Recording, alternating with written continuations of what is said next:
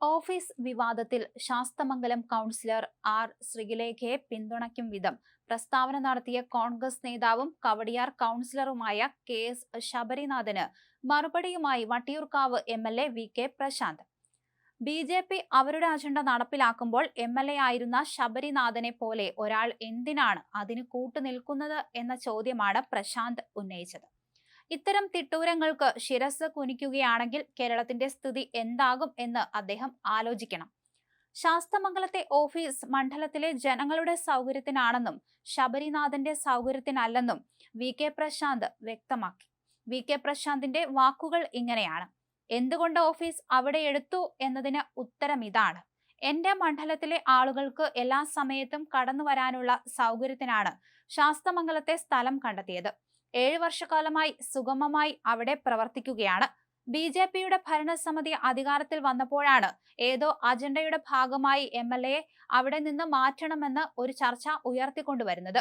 ശബരിനാഥനെ പോലൊരു ആൾ അതിന് കൂട്ടുനിൽക്കുന്നത് എന്ത് അർത്ഥത്തിലാണെന്ന് എനിക്ക് മനസ്സിലാകുന്നില്ല. പ്രത്യേക രാഷ്ട്രീയ സ്ഥിതിയിൽ അത് പഠിക്കേണ്ടതായുണ്ട്. എന്നെ സംബന്ധിച്ച് എന്റെ നിയോജക മണ്ഡലത്തിലെ മുഴുവൻ പേർക്കും വന്നുചേരാൻ കഴിയുന്ന സുഗമമായ സ്ഥലം എന്ന നിലയിലാണ് ശാസ്തമംഗലത്തെ ഓഫീസ് പ്രവർത്തിക്കുന്നത്. ജനങ്ങളുടെ സൗകര്യത്തിനാണ് ശാസ്തമംഗലത്തെ ഓഫീസ്, അല്ലാതെ ശബരിനാഥന്റെ സൗകര്യത്തിനല്ല. നൂറുകണക്കിന് സാധാരണക്കാർ അവിടെ എന്നും വരുന്നുണ്ട്. MLA ഹോസ്റ്റലിൽ എല്ലാ MLAമാരെയും പോലെ എനിക്കും മുറിയുണ്ട്. എന്നാൽ സാധാരണക്കാർക്ക് ഏത് സമയത്തും അനുവാദത്തിന് കാത്തു നിൽക്കാതെ കടന്നുവരാൻ കഴിയുന്ന വിധത്തിലാണ് ശാസ്തമംഗലത്തെ ഓഫീസ് പ്രവർത്തിക്കുന്നത്, VK പ്രശാന്ത് പറഞ്ഞു.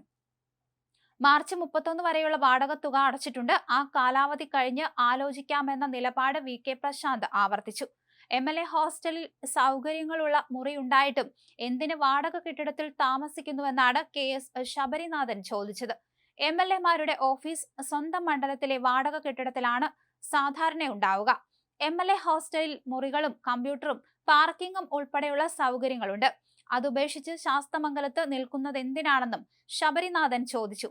എല്ലാ കൗൺസിലർമാർക്കും പ്രവർത്തിക്കാനുള്ള സൗകര്യം ഒരുക്കണമെന്നും ശബരിനാഥ് കുറിച്ചു.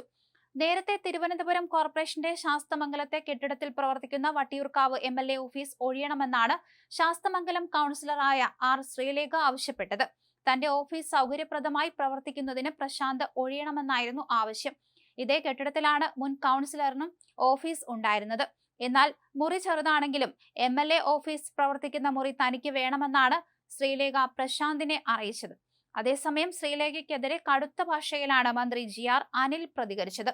ശ്രീലേഖയുടെ നടപടി അല്പത്തരമാണെന്നും ഒരു ജനപ്രതിനിധിയുടെ ഭാഗത്തു നിന്ന് അത്തരത്തിലൊരു നടപടി ഉണ്ടായത് ശരിയായില്ലെന്നായിരുന്നു മന്ത്രിയുടെ പ്രതികരണം.